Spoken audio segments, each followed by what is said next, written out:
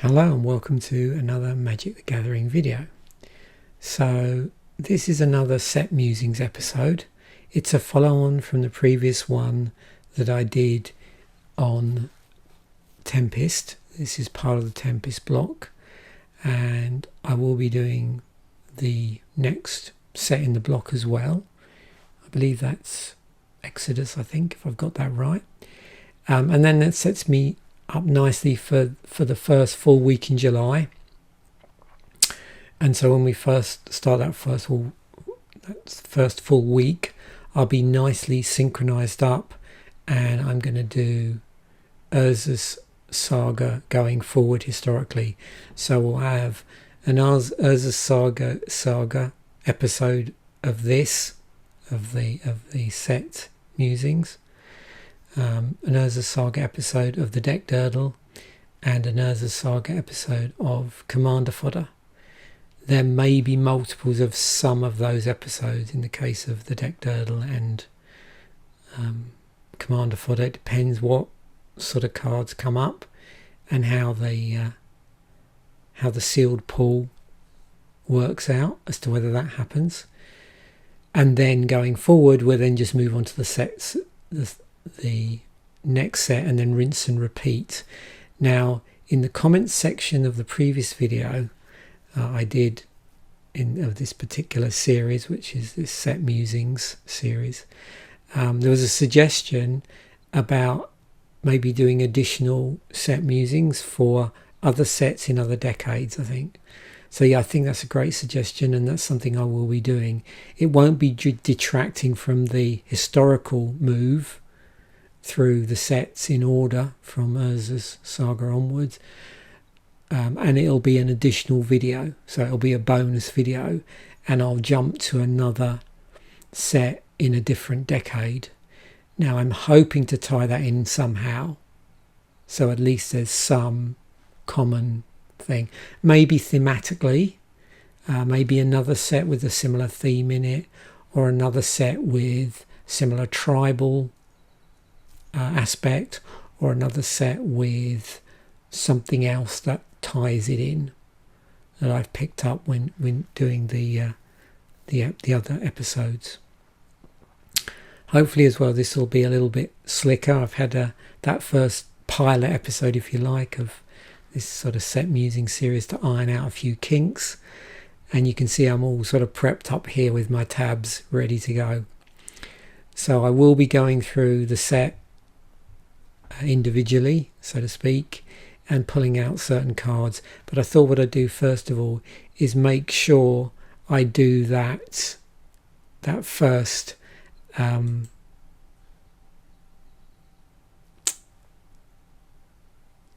make sure I highlight certain cycles in the set and certain keywords, abilities, mechanics, those sort of things, before I look at individual cards that are of particular interest for whatever reason, and that'll make more sense as we go along.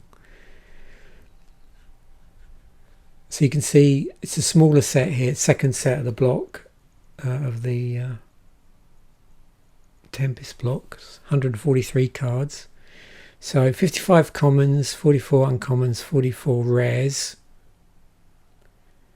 We've got Encore, Flowstone, Lycid, Slivers, Spikes, Buyback, Shadow to look out for, and I'll make this nice and easy in a moment. We'll also take a look at the prices of cards now, and also their relevance to EDH as well, by comparing it to EDH Rec, those sort of things. So let's have a look at one of the cycles, I believe. So we have a cycle of Lycids in the set.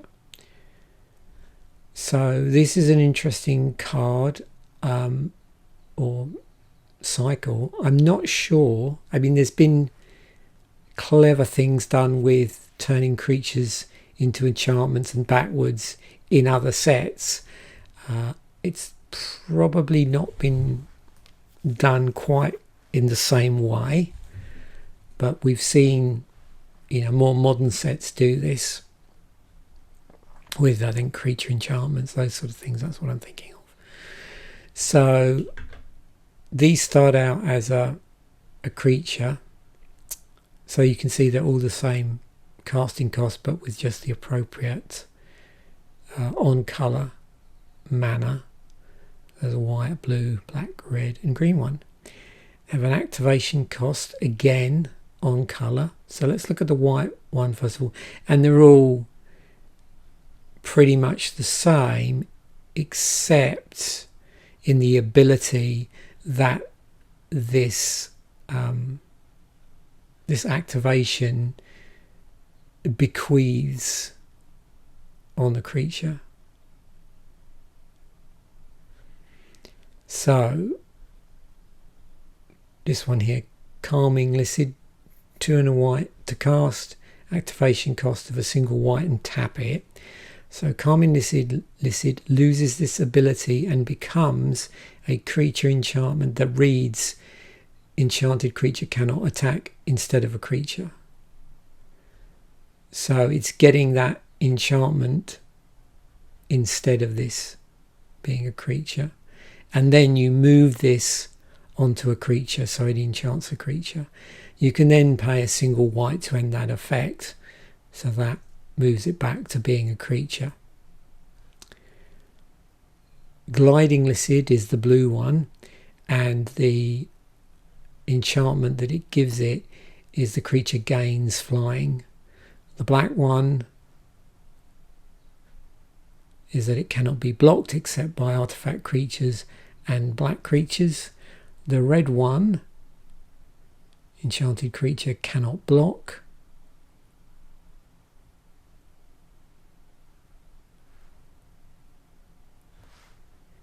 And then the green one, all creatures able to block enchanted creature do so.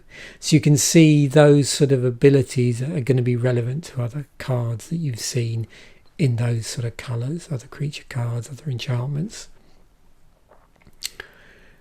There was a cycle of walls in here in each of the colours. I've got an additional one down here just when I did the search, but it's worth flagging it up. So you can see again they're all one and then the appropriate colour. So Wall of Essence, Wall of Tears, Wall of Souls, Wall of Razors and Wall of Blossoms. And they're all 0. Actually no, they're not. So 4 of them are 0-4s. One of them, the Wall of Razors, is 4-1. So the white one, for each 1 combat damage dealt to Wall of Essence, gain 1 life. The blue one, if Wall of Tears blocks any creatures, return each of those creatures to the owner's hand at end of combat. Whenever Wall of Souls is dealt combat damage, it deals an equal amount of damage to target opponent. The Wall of Razors, first strike on it. Wall of Blossoms, when Wall of Blossoms comes into play, draw a card.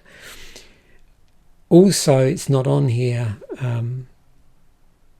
I mean, what you would find with newer cards, they might have the word Defender on here. Instead of that, it just reminds you that walls cannot attack. Also added on to here, tacked on, is the set also had a shifting wall, which counted as a wall. It was colourless, so X to cast, and when it came into play you put X +1/+1 counters on it. So strictly speaking, not part of the cycle, but it is a wall and it was in the set. There was a cycle of interesting slivers. You can see they're all 2 colours and they're all allied colours. So Crystalline Sliver's the white blue one, Hibernation Sliver's the blue black, Acidic Sliver black red, Spine Sliver red green, and is that Victual Sliver is green white. So that's the cycle. There was also a 5 colour Legends, which was a sliver, and that was a Sliver Queen. So it counts as a sliver, just to remind you, to put a sliver token into play, treat this token as a 1/1 colourless creature. But let's look at the actual cycles, the cycle of slivers here. So this one gives all slivers cannot be the target spells or abilities.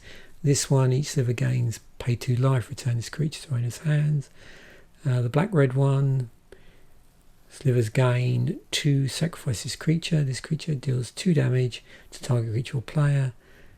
The red-green one, when any sliver is blocked, it gets +1/+1 until end of turn for each creature blocking it. And the victual sliver, what does that give slivers? 2, sacrifice this creature, gain 4 life. And they're all 2/2, by the way. That's the cycle. And the Sliver Queen, which wasn't, again, part of the cycle, but I just brought it up on here as well because it was relevant to the Sliver tribe. It's the 7/7.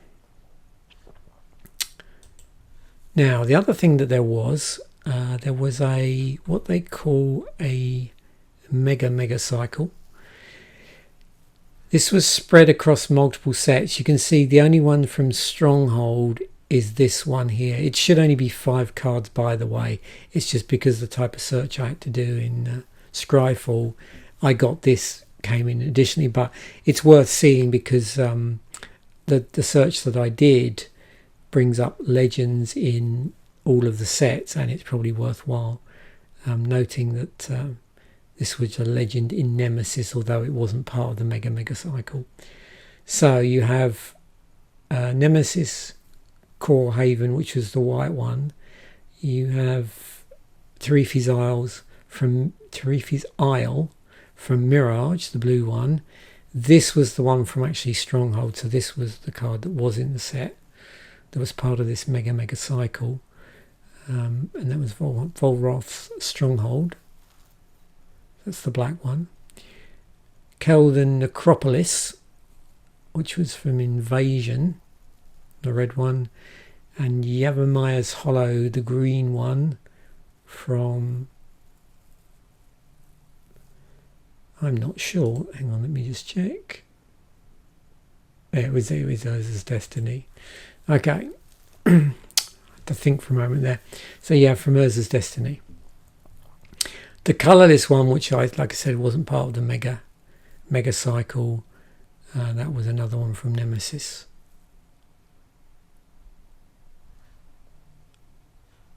So the Volrath Stronghold, which is the one we're really interested in from Stronghold. Tap, add 1 colourless mana to your mana pool. 1 in the black, tap, put target creature card from your graveyard on top of your library. So there was a graveyard theme in the block as a whole.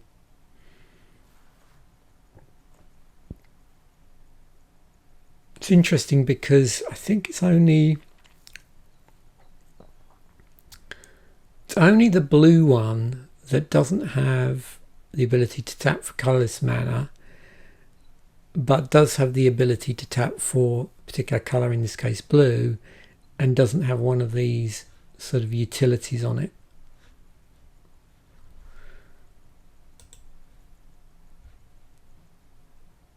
So buyback was a thing in the set, and you can see it was spread across the colours, although not equally.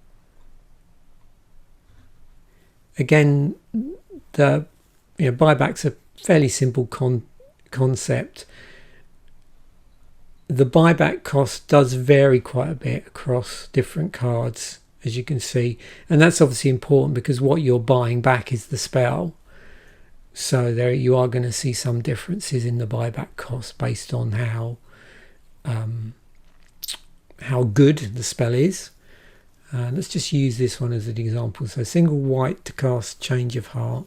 It's got buyback 3 on it, so you may pay an additional 3 when you play this spell. If you do, put it into your hand instead of your graveyard as part of the spell's effect. Target creature cannot attack this turn. So basically, if you have enough mana at your disposal, you can keep buying back these. Now, of course, you could just cast it regularly and then it would just go into your graveyard. And you could, I suppose, with another card at a later date. I'm not sure what other cards were around at this time in Magic's history, but certainly there would probably be ways in which you could get those cards out of the graveyard back into your hand by another means, and then buy back them at a later date. And once they're back in your hand.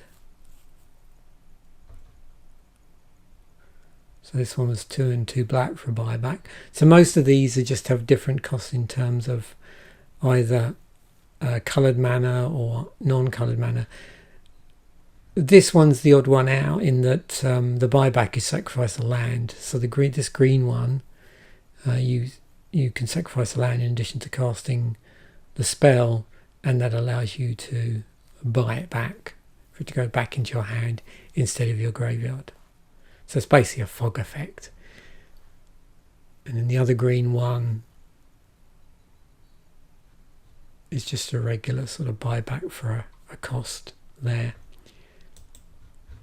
Shadow was in the set. There's only 3 shadow cards: Soltari Champion, Thalakos Deceiver, and Douthie Trapper.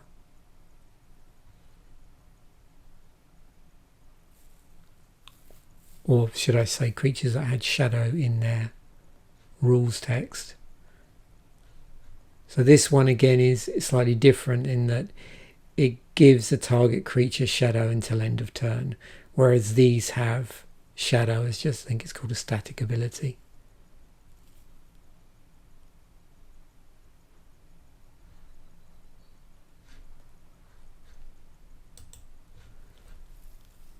There were some encores in the set, all in white. And you can see a lot of these do, where they redirect damage from the particular card to another creature you control. One of these is a little bit more flexible in that, in addition to the 0 cost redirect, it has an additional higher cost 1. So 1 and a white, redirect to Shaman Encore, all damage dealt to anyone. So it's like a reverse damage. So these all redirect damage from this creature to another one, whereas the Shaman Encore can also redirect to this card damage dealt to any one creature from any one source. So any creature back to this. So the reverse, if you like. All slightly different casting costs, and all different power. These two are basically 2/2s. This is a 2/2 for 2, this is a 2/2 for 4, but it does have flying.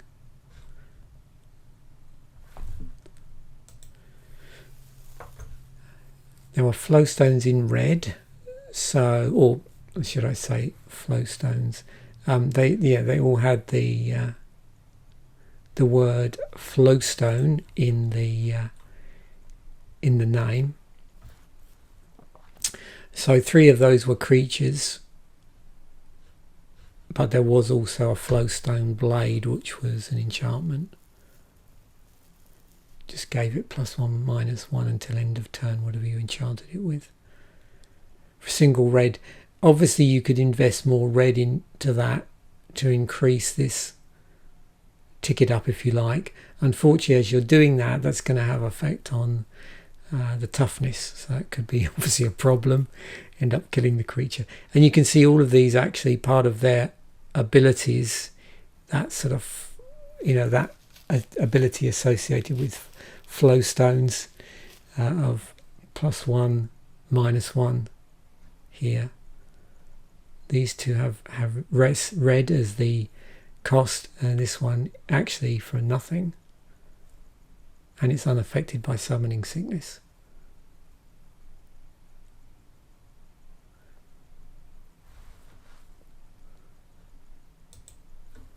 Oh yeah, there was some spikes in green, so you can see these all play around with +1/+1 counters. They come into play with a number of +1/+1 counters on them, and then on the different cards, on the different creatures, there are abilities which allow you to manipulate those counters in various ways.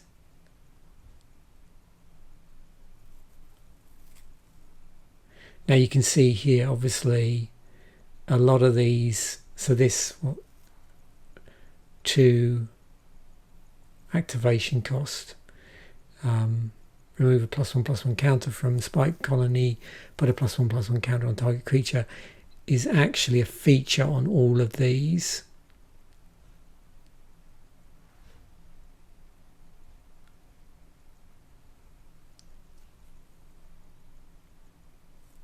But a couple of them have, or 3 actually here, have this other ability here, which varies a little bit. So which revolves around removing a +1/+1 counter and then something else happening. So rather than moving a +1/+1 counter as this does here, these do something else. So this one puts a spike creature into token into play. This one you gain 2 life, and this one is a pump spell, interesting enough. So what legends have we got in the set? Well, you've already seen Sliver Queen. Some of the legends, the 7/7, 5 to cast Wooburg, and it counts as a sliver. To put a sliver token into play, treat this token as a 1/1 colourless creature. And also there's a black legend, Krovax the Cursed, 2 and 2 black, 0/0 legend. It counts as a vampire. Comes into play with 4 +1/+1 counters on it. During your upkeep, sacrifice a creature and put a +1/+1 counter on Krovax, or remove a +1/+1 counter from Krovax. Krovax gains flying until end of turn for the cost of a single black. So you can see there was some +1/+1 shenanigans going on. When we look at the set as a whole, we know about the spike stuff. We'll see if there's anything else that's playing around with those. So back to the actual set as a whole. So I'm now going to just scroll through this. So you can see we've got the usual things in white. We've got bandage, things like damage prevention and life gain. There's our listed. Buyback, as we've mentioned earlier. On call, which we've already seen. So this one's interesting. There was I think a Commander Fodder episode on this, where I built an EDH deck based around walls. And so you can see it's been reprinted a couple of times. It's not particularly expensive.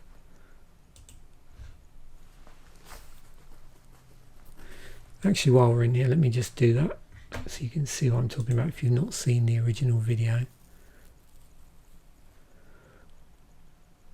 Just going to come in here. I'm trying to remember what commander I ended up playing actually.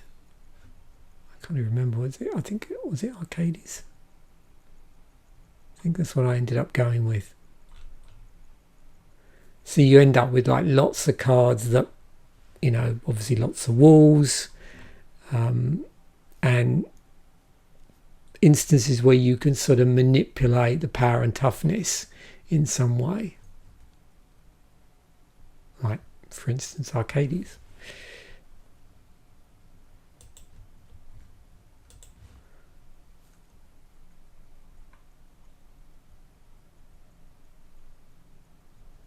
So Smite's in the set. This crops up. I've seen this, and where I remember it from is Rise of the Eldrazi. It was in Gatecrash as well. So it has cropped up in a couple of, well, I'd say more recent sets. These are relatively old now, I suppose.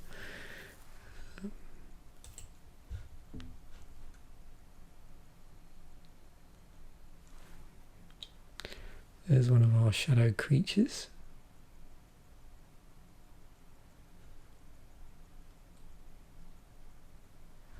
Another life gain here. You can see more damage redirection stroke life gain going on in white.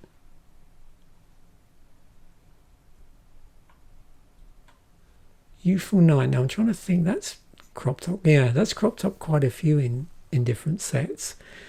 It's a 2-1 for 2 with first strike.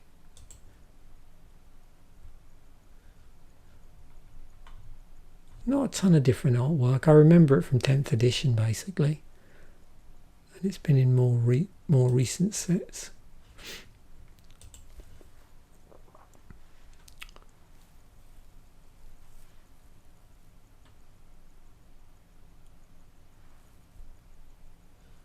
It's interesting artwork on Evacuation there. I think, hasn't that been printed quite a few times? Let me just check.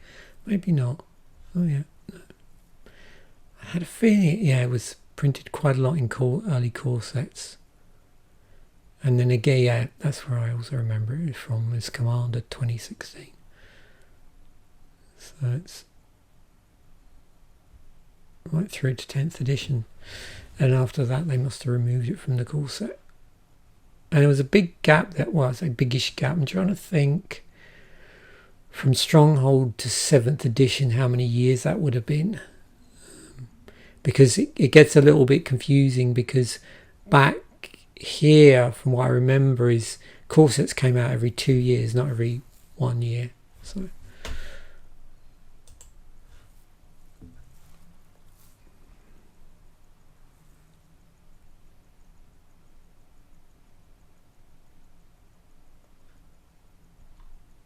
got some bounce going on here, as you saw here.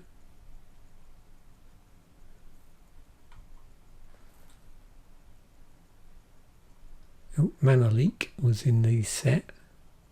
Just see how many times that's been reprinted now.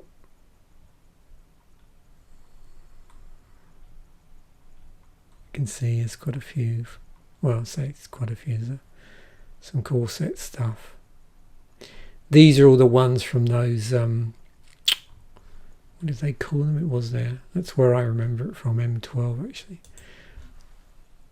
Yeah, these World Championship decks, that's why there's multiple copies of that. I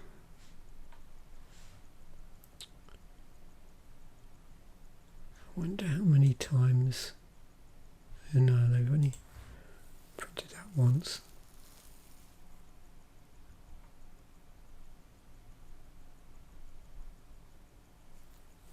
Let's redirect here. Yeah, that was only ever printed then. Sift.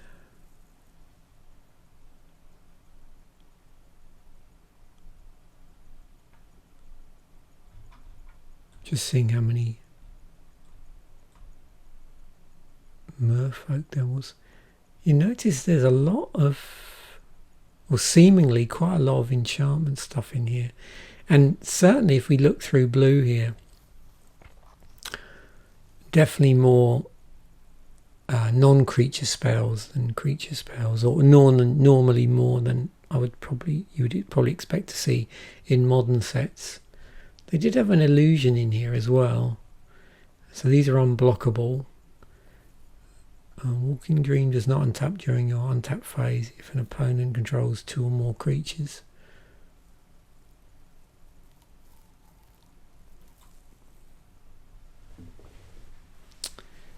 Oh, and this sort of thing you get in blue, whereas like ability to copy something else. So in this one, with this one, which is Volrath Shapeshifter, as long as the top card of your graveyard is a creature card, Volrath Shapeshifter is a copy of that card, except that Volrath Shapeshifter retains the abilities to choose and discard a card. So was that ever reprinted? Only online in Vintage Masters, apparently. Interesting.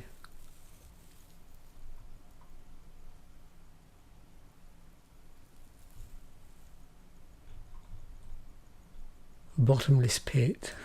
I think that's only ever been in Stronghold. During each player's upkeep, that player discards a card at random. Cannibalize was in the set. Now, how many times has this been? See, again, it's only been in Stronghold. Choose 2 dog creature cards controlled by any one player. Remove one of those creatures from the game and put 2/1/1 counters on the other. So that's what I'm talking about. In addition to the spikes, there's other cards in here that are playing around with +1/+1 counters. So that's an interesting thing to see in black.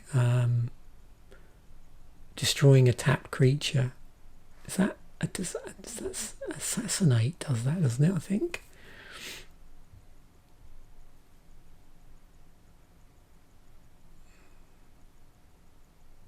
Although that's slightly different from what, because in white you normally see something like, destroy attacking creature, target attacking creature. This is just a tap creature from tap through any reason. Let's just check that I'm right about that.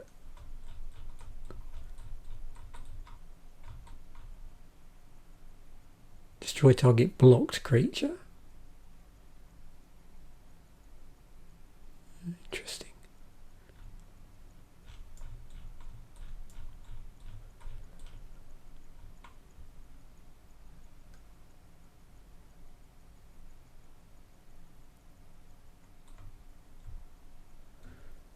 There's well, apart from there's 2 legends, isn't there? There's Krovax and the Sliver Queen.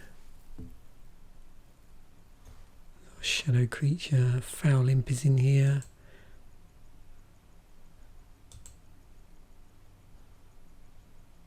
It's been reprinted a few times.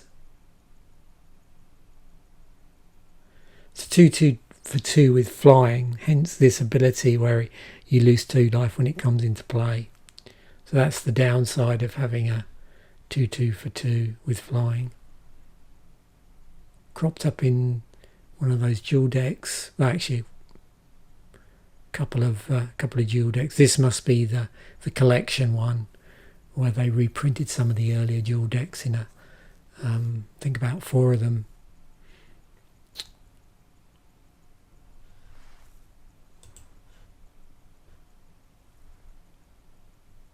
Grave Pact is in here. Whenever any creature you control is put into a graveyard, each other player sacrifices a creature. Again, it's a popular inclusion in core sets. It's once in Commander product. That would be in the original Commander product. So the 3 colour decks were in that. 5 3-colour decks. It's also been included in the first Plane Chase. It's a bit of a hefty price tag to that.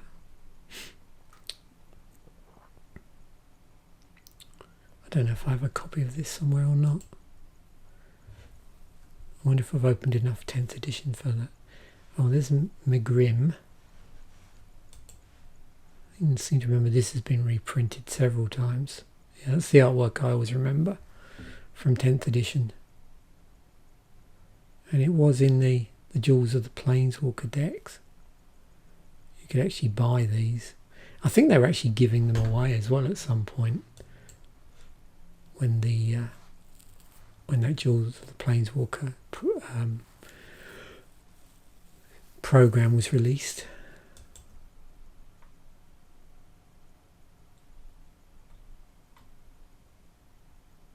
This was Revenant, I think, was the release promo for the set.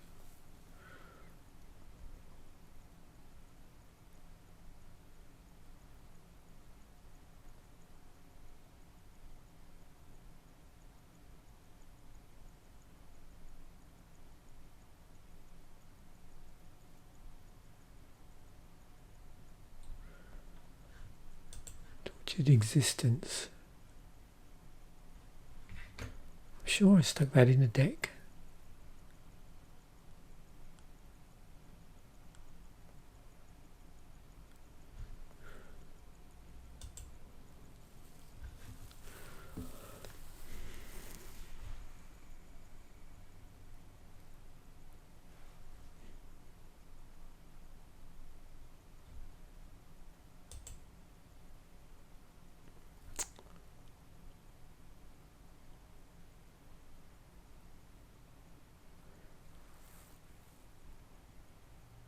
So it's been reprinted a couple of times. Different artwork for the 7th edition.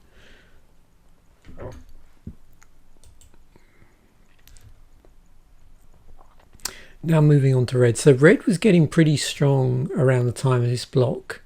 You're going to see a few goblins in here and various other things.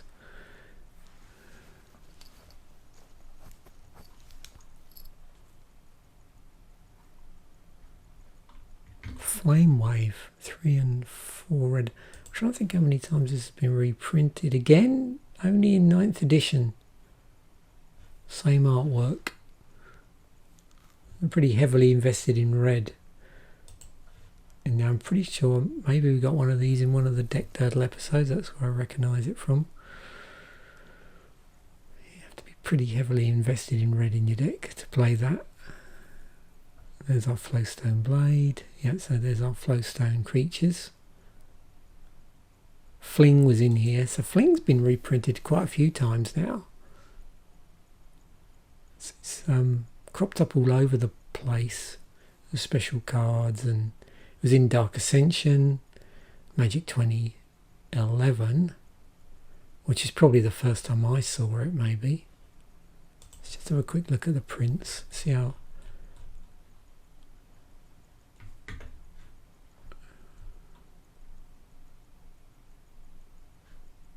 That'll be Plane Chase there.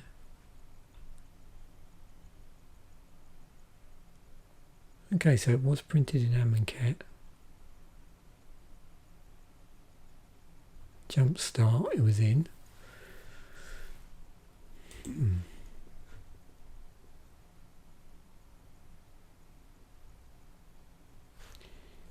Interesting. It is interesting with some of these cards what sets these crop up in when they're reprinted.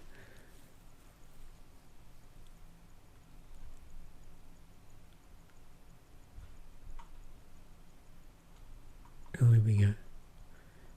So Mog Flunkies. Yeah, it's cropped up quite a few times. That was, I mentioned this the other day, I think, about the Slivers premium decks. So this was included in the red one, the mono red one. They were these all foil decks that at the time I think I said didn't seem to sell particularly well. Certain ones sold better than others. The one I think I mentioned in the other video one I had problems with was with the graveyard deck, because people were buying multiple copies of that. There was a certain card in there which was really popular in Eternal formats, so a lot of people were buying like multiple copies of the premium deck to get 4 ofs, because the price was so expensive, the card was so expensive on the secondary market. How many times has Mog Bomber's been reprinted yet? So some of these obviously don't end up being used in a heavy amount, or get reprinted a heavy amount.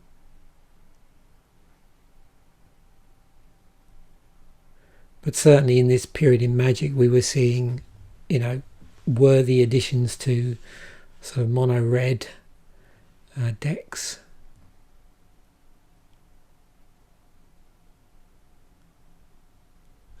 It's interesting. Destroy all creatures target player controls. For each creature put into a graveyard in this way, put 2 goblin tokens into play under the player's control. Treat these tokens as 1/1 red creature tokens. Huh. Oh, there we go. Got shock. So shock. Oh yeah. 2 damage to target creature or player. Let's just have a quick look at the. We can see we've got some more modern full artwork here.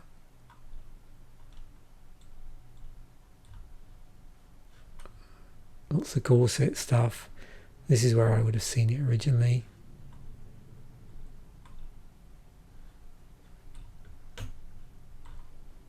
There's a few different pieces of artwork as well, which is always nice to see when they reprint these cards, that they're mixing the artwork up a little bit. So there's another card that's playing around with +1/+1 counters. So it looks in terms of the +1/+1 counter theme. We saw some, maybe there was only one. Oh no. So are we looking at like a black, red, green deck that plays around with +1/+1 counters? If we were looking to maybe go down the spike route, because certainly we've got red one here. I don't know how many other red cards play around with +1/+1 counters.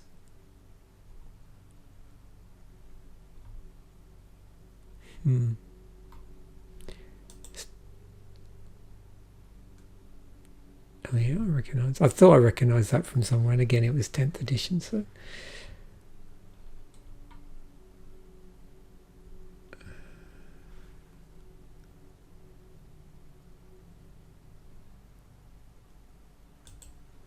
has that been... It's interesting what some of the sets that's been reprinted in.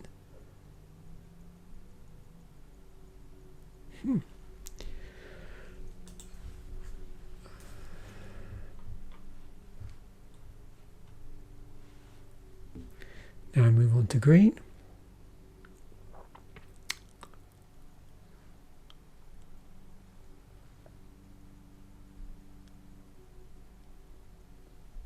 Okay, burgeoning. Wonder how much that is then. It's been reprinted in Conspiracy and Commander. Whenever an opponent plays a land, you may put a land card from your hand onto the battlefield.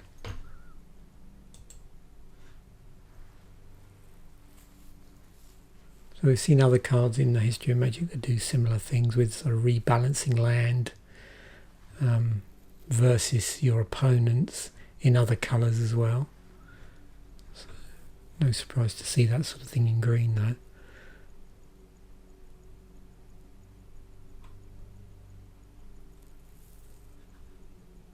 Ooh. More +1/+1 counter stuff going on. Seeing as we're in the colour for spikes. So Hermit Druid, this I think is I suppose 20 bucks. It's never been reprinted. I really like this artwork. It almost looks like someone's taken a photograph and then from that create artwork. It's got this real photographic quality to it, and that was something that you started to notice a lot more probably from this point onwards. There's quite a few cards past this point where I had that, photorealism type quality to them. So green tap, reveal cards from the top of your library until you reveal a basic land card. Put that card into your hand and put all the other revealed cards into your graveyard. That's fun. So what's that? Banned in Legacy. That's legal in Commander. So Mulch is in here. Reveal the top 4 cards of your library to all players. Put any of those cards that are lands into your hand, and the rest into your graveyard. Now that, I thought it had been reprinted in Commander, and it was in Innistrad, I think, is where I probably first saw that.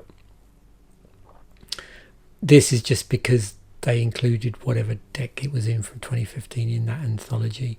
It was also in the Mystery Boosters as well.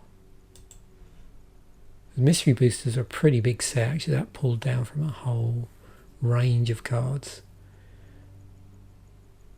So whenever enchanted land is tapped for mana, it produces an additional... So there's quite a few enchantments in the history of Magic that have this sort of effect, that enchant lands and then increase the amount of mana every time they're tapped.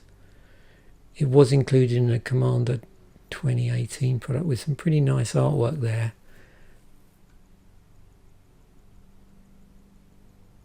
And 10th edition.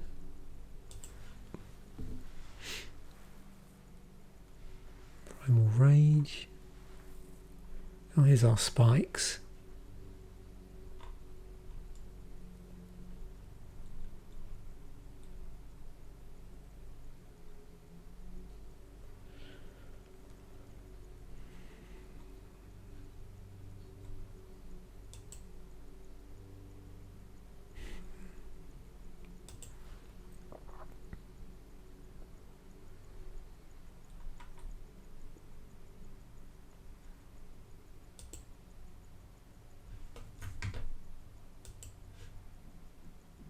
You find this as well. You get some pretty, unique. So here we got three in a green, 3/3. Tap, add green to your mana pool. Plays ability as a mana source. You get these mana creatures, mana generating creatures, mana dorks, whatever you want to call them. This is obviously slightly higher cost ones than what we're used to seeing, and the ones that we can all think of that are lower casting costs and are like 1/1s, and there's been numerous reprints and functional reprints, like Llanowar Elves I think is the one I'm probably thinking of, but there's been functional reprints of that, and that's been reprinted numerous times. This, however, has not been reprinted numerous times.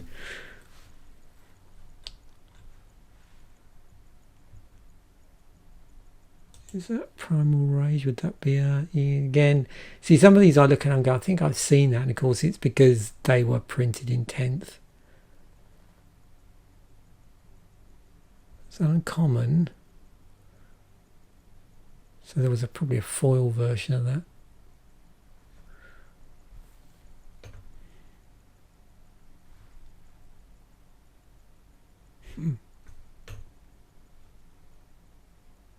Oh, it's permanent trample as well. So that's in play. Okay.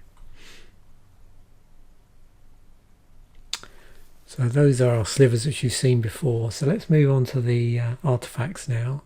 I don't expect to see a super amount of artifacts, but there'll be a fair number here. So 1 damage stuff, there's Ensnaring Bridge. Has that been reprinted? I've seen Inventions and Double Masters, and a bit of a price tag attached to it. It's also been in a couple of core sets as well, which is good. Heartstone, the cost of each creature ability required activation cost is reduced by 1. This cannot be reduced an ability to generate cost to less than 1. Funny enough, it was in the premium deck series for slivers. Horn of Greed. Whenever any player plays a land, that player draws a card. That was reprinted in Conspiracy. Hornet Cannon. Yeah, okay. So 4 to cast 3, tap, put a Hornet token into play.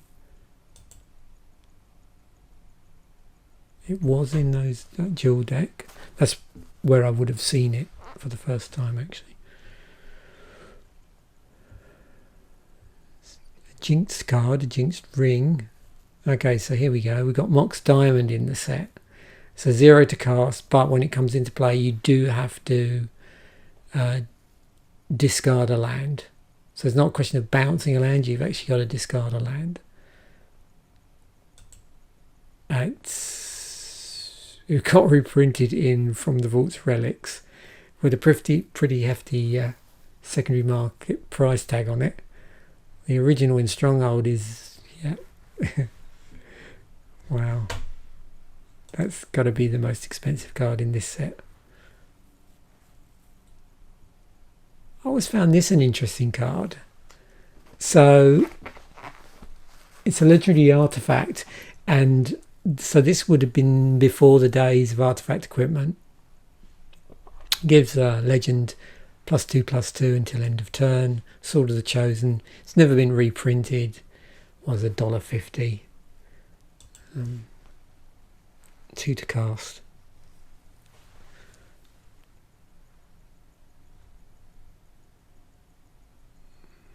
Volrath's Laboratory. Has that ever been? No, not in paper. It's not been reprinted. Yeah, pretty hefty price tag on those tokens. And Volrath's Stronghold we've already seen.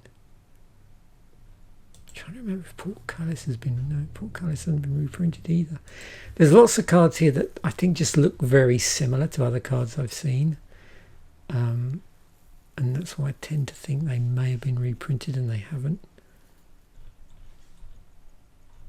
So yeah, that's the set. Now a couple more things before I wrap the video up to look at. Let's just look at the prices of these things. So this is in price order, most expensive here, cheapest at the bottom. So right down here, what's the technically, yeah, we're getting down to Vulnerable Monk. So Mox Diamond, we know, we've already seen the price on that. Sliver Queen, yeah. Okay, it's never been reprinted. What was Volrath Stronghold? That's 100. So there's quite a big jump down suddenly. Dream Halls, $44. When do we start to get down to below $10 territory? So we're still around, what, $30 here for Grave Pact. Burgeoning, yeah, most of these we looked at actually, and they have been reprinted to some degree. These ones at least. Ensnaring Bridge. Hermit Druid we had a look at. What was that? That was $20. Ends up as a judge's gift card. What was Crowfax? Just as a... So yeah, so Crowfax is getting below the $10 mark. So Hornagri, yeah, so that's roughly where the cutoff is. Here, we're getting into $10. And you get things like the slivers. They were printed at uncommon, but, you know, because of obviously popularity in slivers decks, you know, you're going to see stuff like that on the higher side.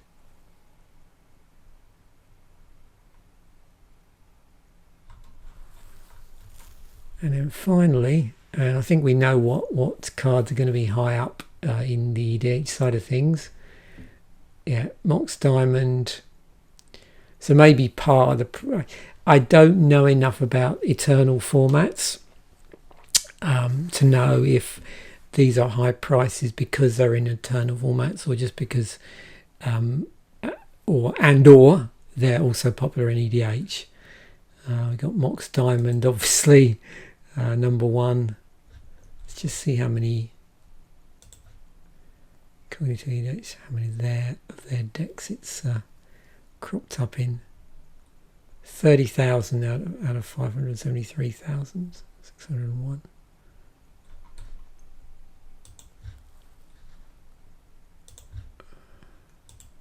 Burgeoning, yeah, I mean, no surprise there. Grave Pact, Evacuation, we all of these we've actually looked at to some degree. Of course, all the Blossoms is interesting. You get the card draw off of it when it comes into play.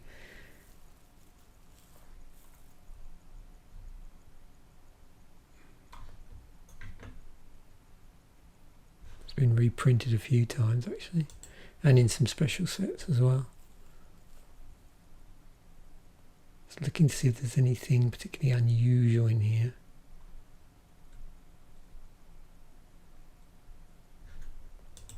Decks are constant missing. I suppose the buyback would make it potentially popular.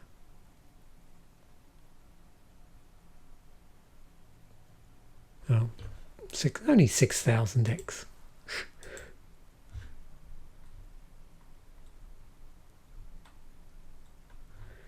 So there we go. That's another episode of Set Musings. This one was the Stronghold one, so hopefully you've enjoyed that. I really do enjoy making these. It's a good trip down memory lane. Hopefully doing this business with the tabs was a little bit more helpful in terms of being able to see clearer the cycles and other things connected with themes, mechanics and keywords and abilities, that sort of thing. So, and it seemed to work well for me, so I'm planning on leaving that in. Obviously with some sets I can imagine it getting a bit out of control, because some sets might have an eye-watering amount of cycles in them, so I'll have to just reevaluate that as I go along. But for this it seemed to work really well. Anyway, thanks once again for watching. Bye for now.